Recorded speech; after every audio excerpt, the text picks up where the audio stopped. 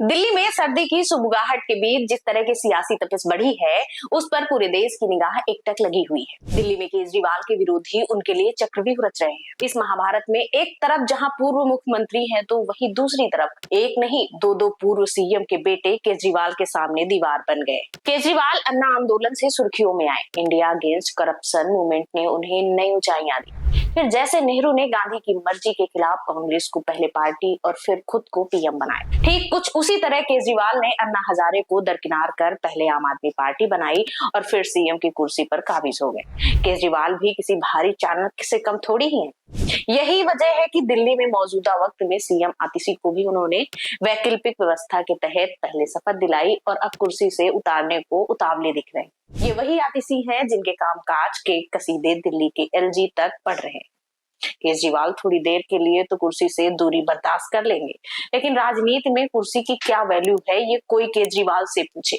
खैर छोड़िए, दिल्ली की कुर्सी जिस पर केजरीवाल एंड कंपनी 2013 से काबिज है। विरोधी लाख बुरा चाहे तो क्या होता है, केजरीवाल 3 टर्म पूरे कर चुके। बीजेपी इस बार भी हारी तो हार की हैट्रिक लगा लेगी। आइए समझते हैं दिल्ली को, उसकी सियासत को, उसके स्टेक होल्डर्स को, और क्या 25 में भी केजरीवाल परचम लहरा पाएंगे। केजरीवाल खर्चा कम कर चर्चा में आए, जिसने विरोधियों की जुबान पे ताला लगा दिया।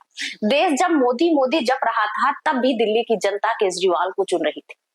लेकिन ये सब शुरुआती 2 टर्म की ही कहानी है। तीसरे टर्म में केजरीवाल एंड कंपनी जेल के आगे हम फर्स्ट की लाइन लगाती दिखी। केजरीवाल सरकार में अहम पोर्टफोलियो संभालने वाले एक एक कर जेल यात्रा पर निकल लिए। पहले डिप्टी मनीष सिसोदिया और फिर सीएम केजरीवाल भी सलाखों के पीछे पहुंच गए। आप तो देख ही रहे थे कि कैसे सीबीआई से पिंड छूटता था तो ईडी केजरीवाल को धर दबोचती थी। खैर, कांग्रेस ने इस दफा केजरीवाल के सामने संदीप दीक्षित को उतारा है। संदीप दीक्षित शीला दीक्षित के बेटे हैं।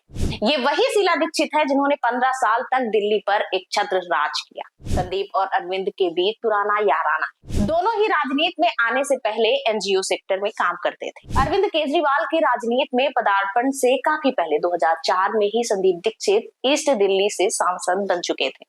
2009 के चुनाव में वो दोबारा सांसद बने।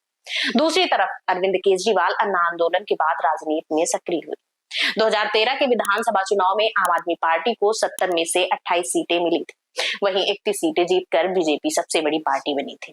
तब कांग्रेस ने अपने 8 विधायकों का समर्थन आपको देकर अरविंद केजरीवाल को मुख्यमंत्री बना दिया था, मगर हाथ का साथ 2 महीने भी नहीं चल पाया। वहीं प्रवेश वर्मा नई दिल्ली सीट से बीजेपी के उम्मीदवार है। प्रवेश वर्मा 2019 के लोकसभा चुनाव में वेस्ट दिल्ली सीट से रिकॉर्ड वोट पाकर दूसरी बार सांसद बने। उन्होंने 2019 के लोकसभा चुनाव में आम आदमी पार्टी के जरनैल सिंह और कांग्रेस के महाबल मिश्रा को भारी अंतर से हराया था। पहली बार 2014 में उन्हें बीजेपी ने लोकसभा का टिकट दिया। इस चुनाव में उन्होंने जीत दर्ज की। प्रवेश वर्मा की एक पहचान उनके पिता से भी है। उनके पिता साहब सिंह वर्मा भी दिल्ली में बतौर सीएम 2.5 साल तक सेवाएं दे चुके हैं। 1998 में चुनाव से ऐन 50 दिन पहले प्याज की बढ़ती कीमतों को लेकर अपने पद से इस्तीफा देना पड़ा। तो राजनीति में ना संदीप नए हैं और ना ही प्रवेश ही पहली दफा प्रवेश कर रहे हैं। ऐसे में केजरीवाल क्या जो पहले करिश्मा दिखा पाए हैं, वो इस बार भी रिपीट कर पाएंगे। केजरीवाल जिन पर शराब घोटाले का इल्जाम लगा है, जिसकी वजह से उन्हें कुर्सी से उतर आतिशी की ताजपोशी करनी पड़ी, उनकी भ्रष्टाचार के खिलाफ जो इमेज बनी, उस पर ऐसा डेंट लगा है कि विरोधी उनका माखौल उड़ा रहे हैं। ये चुनाव उनके लिए किसी अग्नि परीक्षा से कम नहीं। वो खुद को जनता की नजरों में पाक साफ साबित कर ले गए तो बीजेपी और कांग्रेस जैसे धुर विरोधियों को पानी पिला सकते हैं, मगर ये इतना आसान भी नहीं।